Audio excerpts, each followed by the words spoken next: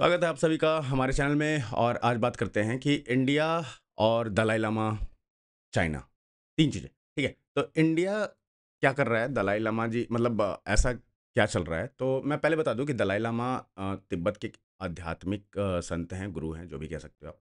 और अभी-अभी इंडिया मतलब हाल ही में भारत ने दलाई लामा को भारतीय वायुसेना के विमान से लद्दाख भेजा, ठीक है? तो वो जो वायुसेना के विमान से लद्दाख भेजा, तो ये कोई मतलब आम यात्रा नहीं थी जिसमें हेल्प करा है इंडियन एयर फोर्स ने, बट कि एक स्ट्रैटेजिक कदम है, ठीक है?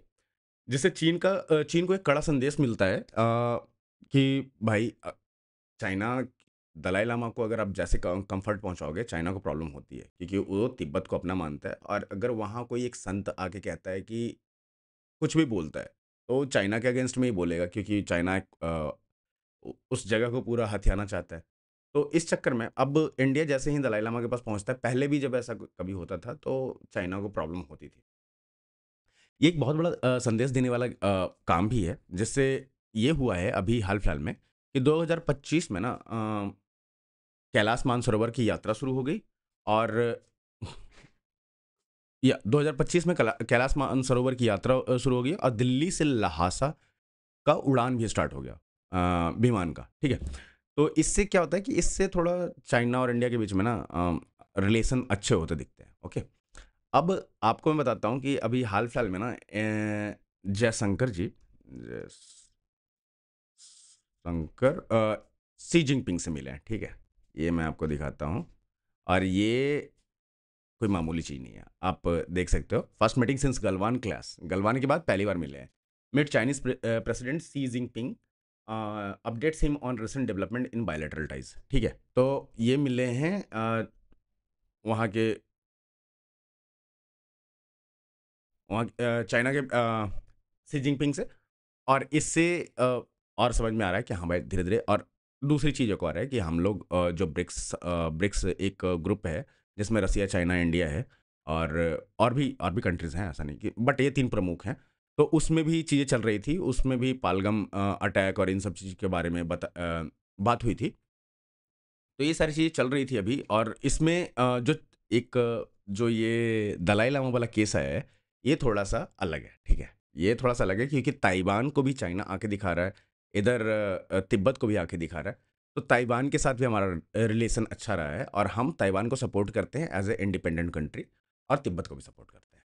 इन दोनों चीज़ों से चाइना को बहुत दिक्कत है, ठीक है? तो ये एक डिप्लोमैट करके न्यूज़ आर्टिकल लिखा है इन्होंने, इसे देखते हैं। With Dalai Lama's Ladakh visit, India pokes China in the eyes, ठीक है? तो जो मैंने कह रहा था अभी कि इंडिया और Dalai Lama, it's not going like इतना सिंपल नहीं है। अगर इंडिया है तो आप देख रहे हो ना कि अगर दलाई लामा के साथ आप कुछ भी अच्छा अच्छा रिलेशन रखते हो उनके कंट्री के साथ, उनके साथ, तो चाइना को प्रॉब्लम होता है, ठीक है? तो आगे आगे मैंने आपको बताया कि जयशंकर जी अभी शी जिनपिंग से मिले हैं। रिश्तों में थोड़ा सुधार होने की संभावनाएँ दिख रही है और इस पे और भी बातें चलेगी। जैसे-जैसे स्टोरी डेवलप होगा, हम लेके आएँगे, हम इस पे बात करेंगे। अब बात करते हैं ट्रेड की। चाइना भारत और चाइना के साथ ट्रेड डील में टैरिफ डेडलाइन से बचने की रणनीति अपनाई है, लेकिन इसका मतलब कि भारत अपनी अर्थव्यवस्था को मजबूत करने के लिए स्मार्ट तरीके से आगे बढ़ रहा है, ठीक है?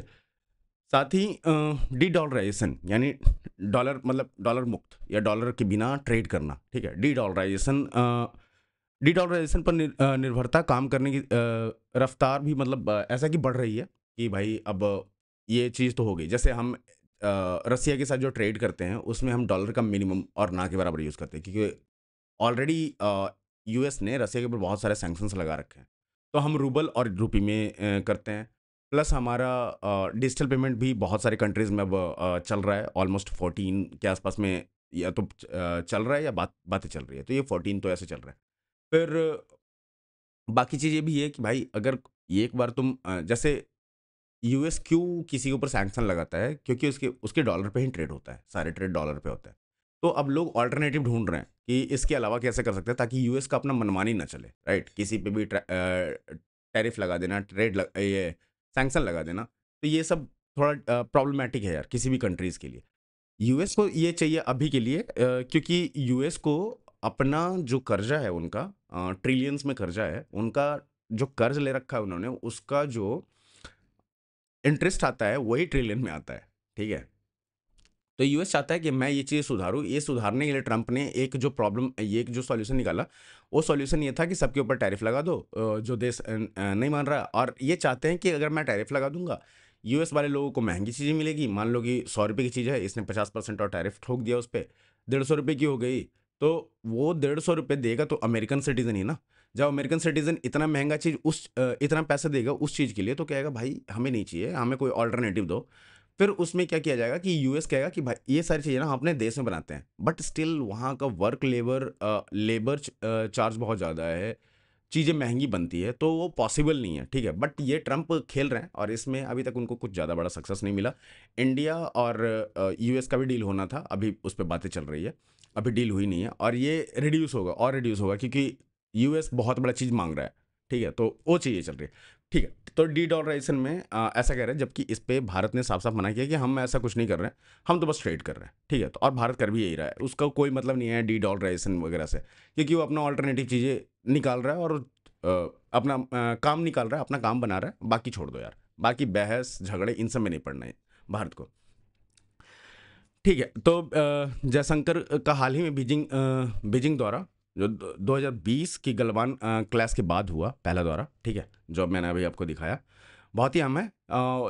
उसमें चीनी उपराष्ट्रपति हान होंगे, ठीक है, हान से भी इन्होंने हाथ मिलाया है, आपने देखा होगा। एंड अगर डिप्लोमेसी के तरीके से देखें तो जिस तरीके से इन्होंने हाथ मिलाया था ना ऐसे, तो वो जयशंकर जी ने नहीं पकड़ा है, लेकिन हान ने पकड़ा हुआ है अच्छा से। तो ये भी लोग कह रहे हैं कि Jaishankar is not happy with the हान, ठीक है। तो फिर चलते हैं आगे, उसमें उपराष्ट्रपति होंगे और बाद में राष्ट्रपति से भी मिल लिया इन्होंने, यूरोपीय संघ के लोग थे उनसे भी मिल लिया, और ये सारे ट्रेड डील चल रहे हैं अभी के लिए। और चीज़ें जिस तरीके से डेवलप हो रही है, चाइना भी नहीं चाहता कि चीज़ें बढ़े, क्योंकि दो major power, India is now a major power, अपना खुद का डिफेंस बनाता है, खुद की इकोनॉमी सही कर रखा है, चीज़ें सही है, सही चल रही है। चाइना जिस भी लेवल पे है, चाइना में अभी ये भी है कि शायद शी जिनपिंग को हटाया जाए और उसकी कार्यकाल खत्म कर दिया जाए और किसी और को लाया जाए। इस पे बातें चल रही है, क्योंकि बहुत सारी चीज़ें हुई है दुनिया में जिस पे चाइना का कुछ ज़्यादा अच्छा या कड़ा रुख नहीं देखा गया, या कोई रुख नहीं देखा गया।